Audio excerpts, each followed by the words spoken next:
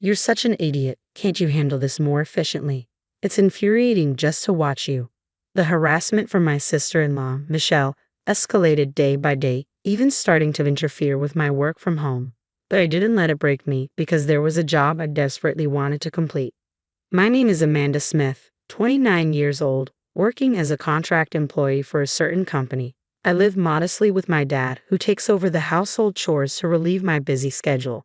He races through life without a break, raising me on his own. Gradually, I wanted to ease his burden a bit. When I was still in elementary school, my dad placed his large hand on my head and said, "You don't have to try so hard with the housework.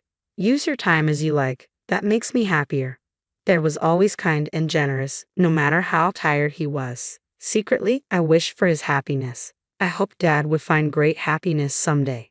This small wish came true a few years ago when Dad's new wife, Barbara, entered our lives. Barbara, with her daughter Michelle, moved into the house where Dad and I lived. Barbara was honest and kind-hearted, a wonderful woman. In contrast, her daughter Michelle was prideful and cunning. It didn't take long for Michelle, initially quiet and reserved, to show her true colors. One day, as usual, I prepared lunch for Dad and sent him off to work. Barbara was away on a business trip since yesterday, and Michelle, a college student, should have had lectures today. I decided to prepare her lunch before she woke up. Even with 4 in the family, I still managed all the household chores. Working from home gave me some flexibility, and I didn't mind cleaning or cooking. It was a nice break from work, refreshing my mind. Barbara, now my stepmother, often said she felt bad having me do everything, but I assured her I enjoyed it. By the time I set breakfast for Michelle and me on the table, I heard her coming down the stairs, groggy. Michelle entered the living room, and I greeted her, "Good morning. Breakfast is ready. Your lunch is on the table too. Feel free to take it." Michelle paused and said, "I'm not going to college today." "Ha, but your calendar said you had lectures. They were rescheduled later." I updated the calendar. "Didn't you see it?" Sorry, hadn't checked yet." In our house, where lifestyles greatly differ, we decided to write down schedules on a shared calendar. I'm still not used to this new habit, and sometimes I forget to check. Michelle sighed heavily and muttered, "You're really clumsy," before returning to her room. I didn't take her words too seriously, assuming she was just cranky from waking up. 2 weeks passed since then. After days of relentless rain, it finally cleared up on a sunny Saturday morning. Feeling refreshed, I was hanging laundry when I sensed Michelle, who had slept in, getting up. But something was off. She rushed from the bathroom to the upstairs, then hurried back down, looking around the living room.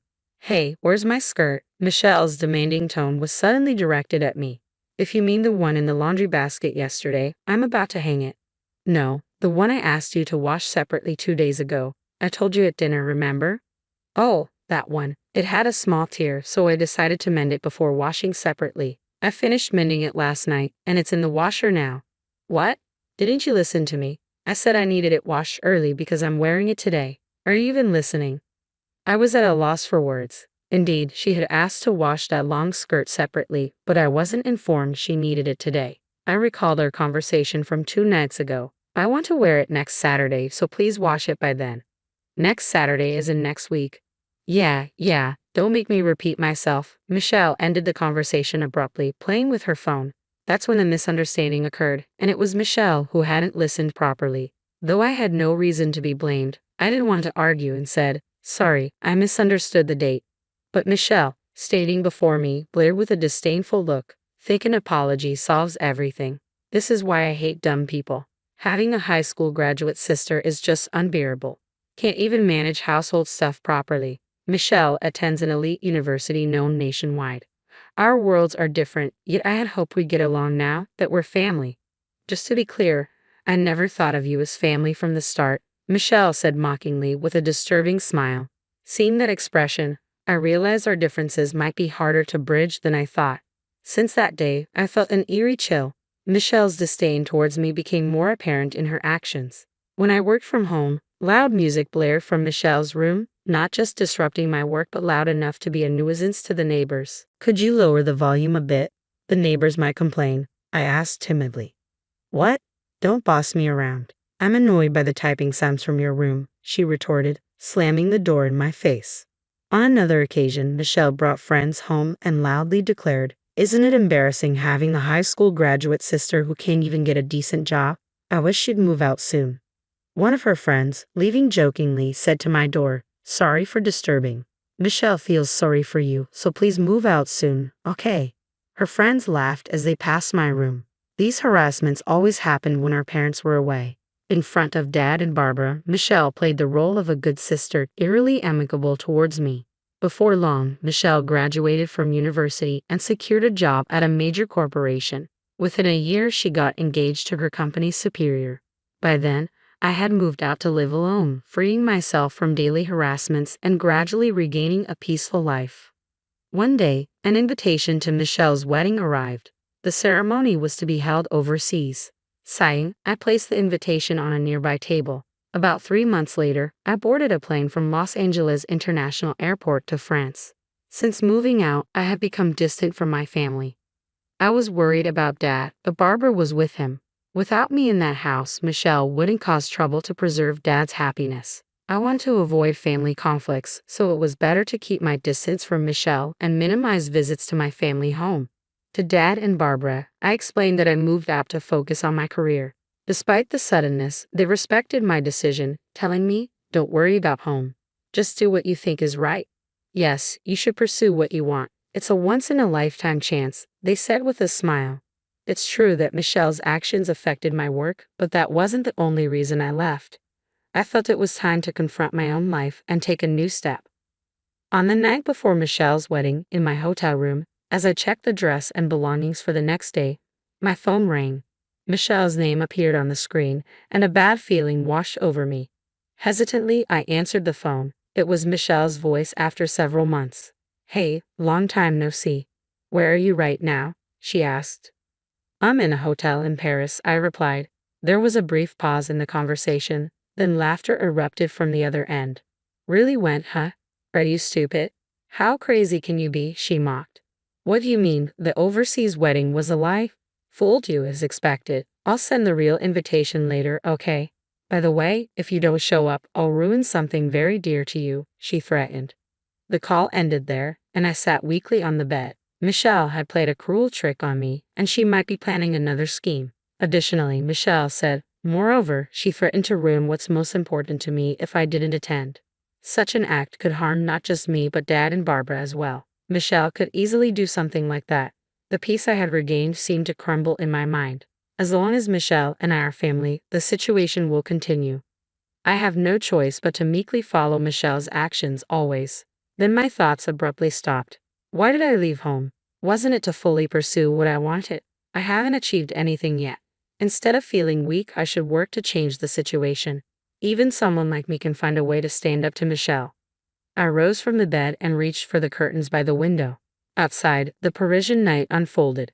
Life is strange sometimes. When wandering in the dark, the path forward is illuminated and becomes clear. This was one of those moments. I closed the curtains, turned off the light, and slid into bed. The earlier anxiety had vanished, replaced by a soothing drowsiness. I closed my eyes slowly. Eventually, I spent about a week in France, taking the opportunity to enjoy sightseeing before returning home recharged. I returned to the US and threw myself into work, forgetting to eat and sleep. I spent days glued to my computer, my mind running at full speed, devouring documents and typing furiously. After 2 months of this lifestyle, I visited a specific place. Walking down the main street in front of the station, I entered one of the buildings. Exiting the elevator on the 3rd floor, I knocked on the first door down the hall. A soft female voice invited me in from inside. In my tote bag was a thick file. At home, inside was a large amount of copy paper that I had printed out. I intended to hand these to someone. As I touched the doorknob, a wave of nervousness made my fingers tremble. It's okay, I've done everything I could. Now it was up to fate. I calmed myself down and quietly stepped into the room on the day of Michelle's wedding. I had called the venue to inform them of my absence. Michelle probably thought I underestimated her, that high school graduate fool. Prideful Michelle, always needing to feel superior. But now, I understood Michelle lacked something vital, something I possessed, but she did not. A knock on the dressing room door and a man peeked in. "Excuse me, it's almost time. Are you ready?" "Yes, I'm ready. I'll be right out," I replied. I picked up a Western book from beside me and left the room. At the same time, Michelle's wedding reception was underway. Stephen, her husband, was the son of a corporate president. Among the guests were some notable figures, and Michelle was inwardly proud. While everyone enjoyed the grand food and friends' performances, a man discreetly approached Stephen. After whispering something, Stephen said to Michelle, "Amanda isn't coming today. She appeared on TV. Did you know?" Michelle was taken aback, clueless. Looking towards the guests, she noticed some commotion among Stephen's invitees. It was also streamed online.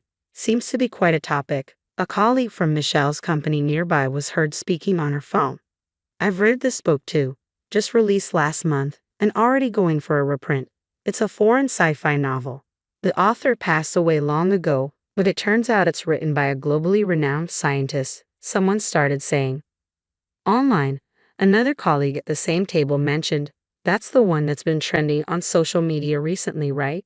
It's got futuristic predictive scenes, and a friend told me it's interesting." A translator named Amanda Smith. "She was on a show today." Now, Amanda Smith, isn't that Michelle's sister-in-law's name? Hearing this, Michelle immediately opened her mobile phone. A search on her timeline brought up my name. The top article read, "Historic Scientist's Posthumous Work Discovered." Interview with translator Amanda Smith on her encounter with the book. The wedding venue was already buzzing with this news. Amid the commotion, the ceremony soon concluded. After changing in the dressing room, Michelle stepped into the hallway to see her parents and Stephen, along with Stephen's parents, in a tense atmosphere. Such an embarrassment, being the subject of harassment. "We were clueless, and now we don't even know how to respond to inquiries from acquaintances," said Daniel, Stephen's father and the head of a major corporation, in a stern tone. "I've dined with Michelle numerous times, but she never once mentioned her sister-in-law Amanda. Are they on bad terms? You know, I value family bonds. I was lenient because Stephen seems smitten, but I hear some women at the company don't think highly of Michelle. Do you think I know nothing?" Finally, Daniel added, "You better make this right. Call Amanda immediately. Arrange for me to meet her directly. If you can't reach Amanda, consider this marriage null and void." Doing away with a marriage was easy for someone like Daniel. If the marriage were called off after such a grand ceremony, it would severely tarnish Michelle's reputation. She'd be too embarrassed to face her colleagues, and her friends would surely ridicule her. Michelle, pale-faced, frantically pulled out her mobile phone. First call, second call, only the hollow ring. Fifth call, the automated voice responded, "The number you're trying to reach is not answering." "Maybe she's blocked you," her father suggested. "No way. Amanda must just be busy," Michelle defended. Skipping a day on the wedding itself is not normal, unless there's an accident or illness, especially for family. "I don't want to invite more trouble into my home. A woman like you, prone to problems, is clearly not suitable for our family," Daniel concluded. "But the ceremony is already over, Stephen. Don't just stand there. Say something." Michelle looked at Stephen with her characteristic pleading eyes. But Stephen turned away, refusing to look at her. At that moment, Michelle realized something.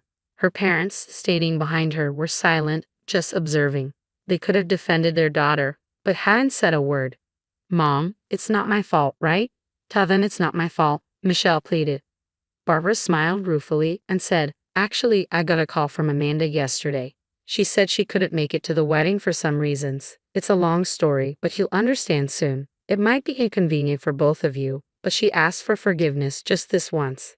It's a big moment in her life." That's what Amanda said. "What do you mean you knew about today? You knew and didn't tell me?" Michelle exclaimed. "Yes, exactly. If I had told you, you would have interfered, right? After all the trouble you've caused. Amanda, you never learn. Really, you're impossible." I felt like I failed as a mother. Michelle listened with a defiant expression. "We thought if you experienced some hardship, you'd understand," I continued. "So Dad and I discussed it, and as bad as we felt for Amanda, we decided to turn a blind eye. It seems this is a family matter. We, as outsiders, should leave." But someone interjected, "Wait, please.